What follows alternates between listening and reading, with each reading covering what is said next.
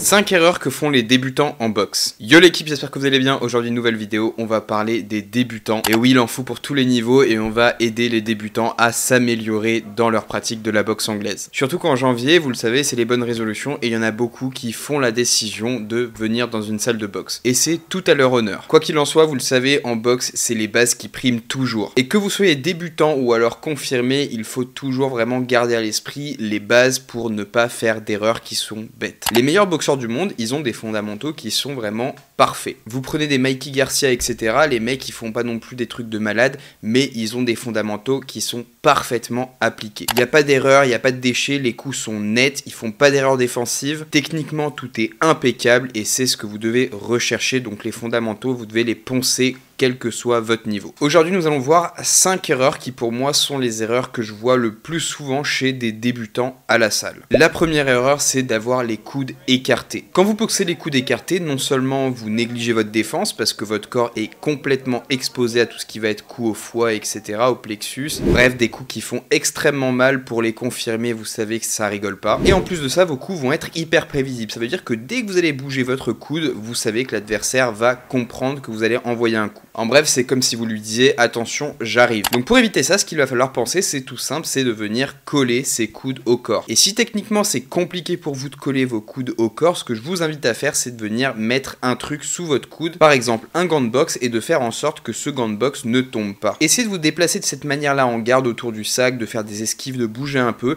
et vous allez voir que rapidement, vous allez adapter cette position. Au début, ça va pas vous paraître naturel du tout, vous allez sentir que c'est hyper inconfortable de se déplacer dans cette position-là, mais petit à petit, vous allez vous habituer et vous allez vous sentir de plus en plus confortable et après, vous n'aurez plus besoin du gant et vous pourrez le faire sans. Une fois cette première étape passée, ce que je vous invite à faire, c'est vraiment de garder un seul gant, par exemple, sur le bras arrière. Vous allez travailler au sac uniquement du bras avant tout en gardant ce gant vraiment collé près du corps. Et de cette manière-là, vous saurez que à chaque fois que vous envoyez votre bras avant, votre bras arrière sera bien plaqué au corps. De la même manière, une fois que le bras arrière sera maîtrisé, vous changerez le gant de place pour faire les deux côtés. Je peux vous garantir que c'est une technique qui est hyper efficace et qu'au bout de quelques semaines seulement, vous aurez les coudes bien collés et vous n'aurez plus de problème de garde pour prendre les coups au corps. Deuxième erreur, c'est de fermer les yeux quand on bloque des coups. Les débutants, ils sont pas habitués à ce qu'on les frappe. Donc du coup, premier réflexe qu'ils ont, c'est qu'en plus de mettre les gants devant la tête, ils ferment les yeux. C'est hyper compliqué, vous l'aurez compris, non seulement pour bloquer, mais aussi pour contrer et frapper en retour. Et ça, c'est la peur des coups de base, c'est pas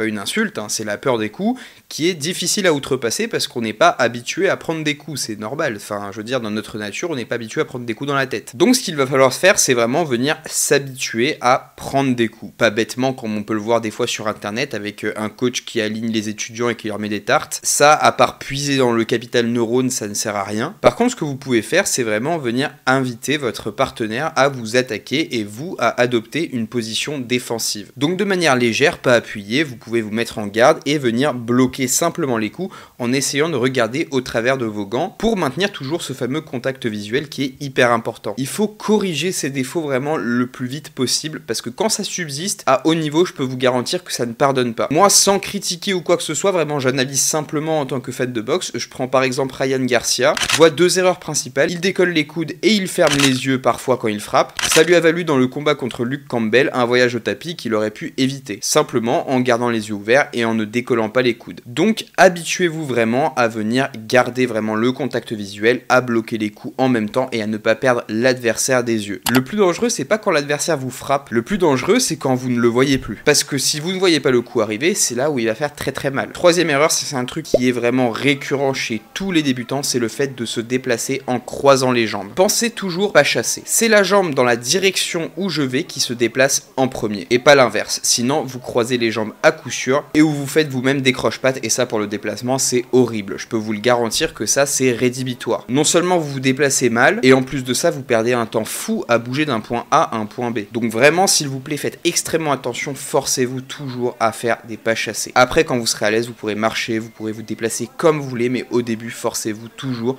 à vous déplacer en pas chassés. Ou au moins à penser jambe motrice, c'est la jambe qui donne la direction vers l'endroit où je vais. Quatrième erreur, c'est de garder la tête en haut. Sortir le menton à la fenêtre, comme dirait un arbitre que je ne citerai pas. Donc au début, c'est vrai que ça peut être hyper bizarre d'avoir les gants devant la tête. On se dit putain c'est hyper gênant, on voit rien du tout, donc on a l'habitude de sortir la tête pour voir ce qui se passe autour des gants. Problème, bah la cible est monstrueuse, mais nous on s'en rend pas compte parce qu'on n'a pas encore les repères visuels. Donc là, en général, le débutant qui fait ça, il s'en prend plein la tête clairement parce qu'il y en a qui vont pas avoir de pitié avec lui. À chaque fois qu'ils vont voir une tête, ils vont dire bah tiens, boum, dans la tête. Et tant qu'il a pas compris que les coups ça fait mal, bah il mettra pas les mains devant. Donc si t'es débutant, je t'invite vraiment à corriger ça avant même de pratiquer, de rentrer dans un club de boxe pour ne pas prendre trop de coups parce que les coups ça fait mal. La technique la plus simple, c'est comme pour les coudes, c'est d'utiliser quelque chose pour fixer vraiment le menton à la poitrine. Tu peux prendre par exemple un gant ou une balle de tennis que tu vas venir appuyer menton, poitrine. Tu vas boxer, tu vas faire un peu de sac, tu vas te déplacer, tu vas faire du shadow comme ça et tu vas vraiment prendre l'habitude de fixer menton, poitrine en même temps que tu regardes le sac ou en même temps que tu fais du shadow, etc. etc. Tu peux aussi fixer menton, épaule. D'ailleurs, à chaque fois que tu envoies un coup, si tu veux vraiment te protéger et t'assurer de pas te faire contrer d'un côté ou de l'autre,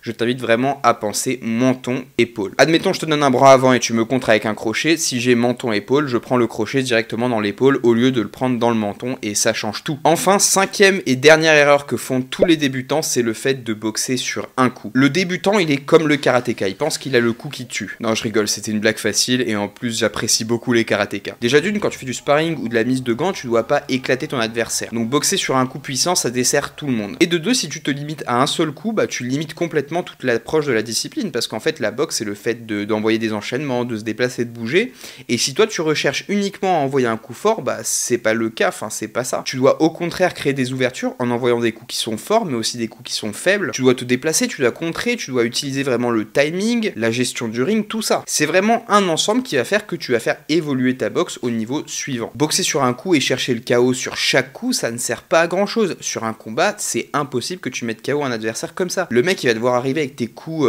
surpuissants sur un seul coup, bah il va bloquer, il va esquiver et puis tu vas pas le toucher. Alors que si tu travailles de manière déliée, si tu lui envoies des petites séries de coups, etc., que tu arrives à placer un gros coup, là tu as beaucoup plus de chances de vraiment faire plus mal qu'en envoyant des gros coups qui se voient arriver à 1000 lieues, à 1000 km. Donc voilà, c'est déjà la fin de cette vidéo, j'espère qu'elle t'a plu. Si c'est le cas, n'oublie pas de t'abonner, de mettre un pouce bleu. J'en profite aussi pour te dire que je tiens des cours à Nice et à Villeneuve-Loubet, donc dans une salle qui s'appelle CrossFit 12. On fait ce qu'on appelle du crossboxing, donc c'est un mix entre cross-training et boxe. On appréhende vraiment tout ce qui va être préparation physique et drill de boxe, donc c'est hyper intéressant pour apprendre les rudiments de la boxe et aussi pour avoir quand même cet aspect préparation physique qui te permet d'améliorer toutes tes capacités physiques, que ce soit au niveau du cardio, de ta force, de ta musculature, etc. Toutes les informations seront en description. Si t'as envie, n'hésite pas à passer me faire un coucou et moi je te dis à la semaine prochaine. Ciao ciao.